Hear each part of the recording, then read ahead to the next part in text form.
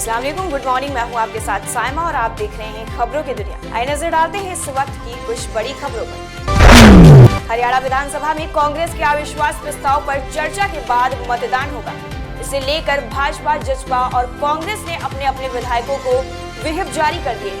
Whip में सभी दलों ने विधायकों को कार्यवाही चलने से खत्म होने तक सदन में ही रहने को कहा है। कांग्रेस नए कृषि कानूनों के विरोध में प्रदेश की गठबंधन सरकार के खिलाफ अविश्वास प्रस्ताव लाई। भाजपा, जसपा ने अपने सभी विधायकों से सरकार के पक्ष में मतदान करने का अनुरोध किया। मध्य प्रदेश में भू माफियाओं को लेकर सरकार अब सख्त हो गई है और इसका संदेश मध्य प्रदेश के मुख्यमंत्री शिवराज सिंह चौहान ने एक अनोखे अंदाज में दिया।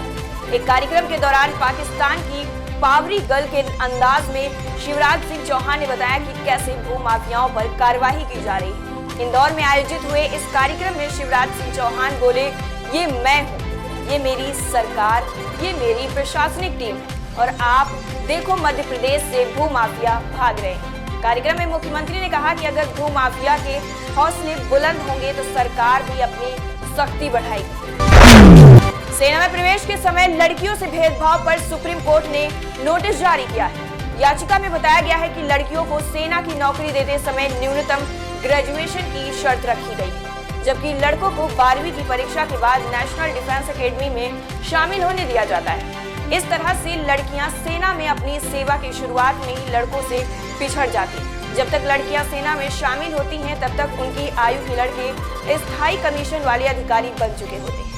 वकील कुश कालरा और अनीता की याचिका चीफ जस्टिस S.A. तोबड़े की अध्यक्षता वाली बेंच में लगी। उनकी तरफ से एडवोकेट ऑन रिकॉर्ड मोहित पाल ने कोर्ट को बताया कि वकील चिन्मय प्रदीप शर्मा पैरवी करेंगे। सरकारों और यात्रा उद्योग के बीच एक नई परिभाषा वैक्सीन पासपोर्ट शब्दकोश शामिल हो गई। राष्ट्रपति बाइडेन के एक कार्यकारी आदेश का मकसद महामारी पर रोक लगाना है और सरकारी एजेंसियों को टीकाकरण दस्तावेज के साथ कोविड-19 वैक्सीन सर्टिफिकेट और उसे डिजिटली शक्ल में पेश करने के लिए जोड़ने की संभावना का मूल्यांकन करना है।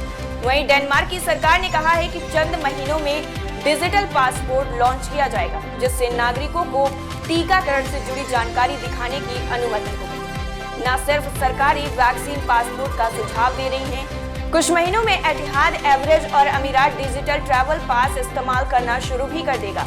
उसको इंटरनेशनल एयर ट्रांसपोर्ट एसोसिएशन ने विकसित किया है। उससे यात्रियों को अपनी यात्रा योजनाओं को प्रबंधन में मदद मिलेगी। दिल्ली के मुख्यमंत्री और आम आदमी पार्टी के संयोजक अरविंद केजरीवाल ने विधानसभा में कहा कि हम जनता की सेवा के लिए राम राज्य की संकल्पना से प्रेरित होकर 10 सिद्धांतों का पालन करते आ रहे हैं। दरअसल उपराज्यपाल के अभिभाषण पर धन्यवाद प्रस्ताव पर बोलते हुए उन्होंने कहा कि मैं भगवान राम और हनुमान का भक्त हूँ। सीएम केजरीवाल ने कहा कि अयोध्या में भव्य मंदिर बन जाए तो सभी बुजुर्गों को मंदिर के दर्शन कराने ले जाएंगे। सिंगापुर में कोरोना वायरस के बढ़ते मामलों के मद्देनजर एक अनोखे होटल को बनाया गया है। इस होटल का नाम बबल बिजनेस होटल रखा गया है। ये होटल ऐसे लोगों के लिए बनाया गया है जो फेस टू फेस मीटिंग करना चाहते हैं। इसमें दुनिया की पहली ऐसी सुविधा दी गई है जिसमें कोरोना वायरस के जोखिम के बिना आमने सामने बैठकर मीटिंग की जा सकती है। लेकिन इस अनोखे होटल का एक सख्त नियम भी है जिसे वहां रहने वाले यात्रियों को मानना होगा। काम पूरा होने के बाद होटल से आप सीधे एयरपोर्ट ही जाएंगे, कहीं और जाने की परमिशन आपको नहीं मिल सकेगी। केंद्र सरकार के कर्मचारियों और पेंशनर्स को 1 जुलाई से महंगाई भत्ता का पूरा लाभ मिलेगा। इसके साथ ही सभी तीनों लंबित किस्तों को 1 जुलाई से रीस्टोर किया जाएगा। वित्त राज्य मंत्री ने संसद में इस बात की जानकारी दी। उन्होंने कहा कि केंद्र सरकार के कर्मचारियों के महंगाई भत्ता और पेंशनर्स के डीआर की 3 किस्तों को कोविड-19 महामारी की वजह से फ्रीज कर दिया गया था।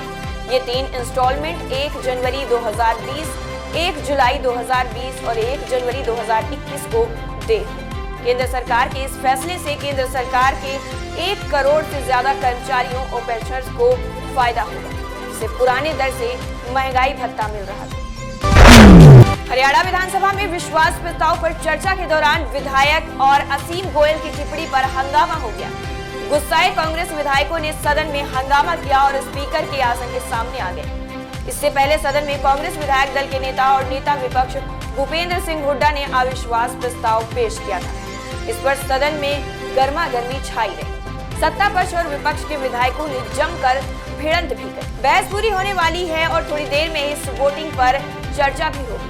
55 विधायकों के सरकार के पक्ष में और 32 विधायक अविश्वास प्रस्ताव के समर्थन करने की संभावना है। इनमें 30 कांग्रेस विधायकों के साथ 2 निर्दलीय विधायक सोमवीर संगवान और बलराज कुंडू शामिल हैं। एक विधायक के गैर हाजिर रहने की संभावना है। इंटरनेशनल क्रिकेट काउंसिल यानी आईसीसी ने विश्व टेस्ट चैंपियनशिप के उद्घाटन सत्र के फाइनल का आधिकारिक ऐलान कर दिया है कि टूर्नामेंट का फाइनल कब और कहां खेला जाएगा। आईसीसी ने अपनी आधिकारिक वेबसाइट पर इसकी जानकारी दी कि भारत और न्यूजीलैंड के बीच खेला जाने वाला फाइनल मैच इंग्लैंड के साउथहैम्पटन शहर के हैम्पशायर बाउल में खेला जाएगा। पहले WTC का फाइनल लंदन के लॉयड्स में प्रस्तावित था, लेकिन आईसीसी और आईबी ने इसके वेन्यू को बदला है। हालांकि अभी ये तय नहीं हुआ है कि 25,000 की दर्शक क्षमता वाले इस स्टेडियम में कितने दर्शक मौजूद रहे। टेस्ट क्रिकेट को लोकप्रिय बनाने के लिए आईसीसी ने वर्ल्ड टेस्ट चैंपियनशिप की शुरुआत की थी। हालांकि इस टूर्नामेंट का पहला ही सीजन विवादों में रहा, क्योंकि कोरोना वायरस महामारी के कारण एक झटके में आईसीसी ने नया नियम लागू कर दिया था और पॉइंट्स टेबल में जो टीम टॉप पर थी वो तीसरे नंबर पहुंच गई। जम्मू कश्मीर पुलिस ने लश्कर के एक और पुलवामा जैसे हमले और फियादीन हमले की साजिश को नाकाम कर दिया और साजिश में शामिल 4 आतंकियों और उनके समर्थकों को गिरफ्तार कर लिया है। हमले के लिए इस्तेमाल होने वाली गाड़ी और भारी मात्रा में गोला बारूद भी बरामद किया है। पुलिस अब उत्तरी कश्मीर के एक आतंकी की तलाश कर रही है जो IED को गाड़ी में लगाने के लिए आने वाला था। वहीं जम्मू कश्मीर पुलिस के कश्मीर जोन के IG विजय कुमार ने बताया कि पुख्ता जानकारी के आधार पर अवंतीपोर पुलिस ने इस साजिश का भंडाफोड़ किया और लश्कर और जैश से जुड़े 2 अलग अलग मॉड्यूल से जुड़े 7 आतंकियों को हिरासत में लिया है। मॉर्निंग न्यूज में फिलहाल इतना ही। ऐसी ही देश दुनिया की बड़ी खबरें जानने के लिए मेरे साथ बने रहिए और देखते रहिए खबरों की दुनिया।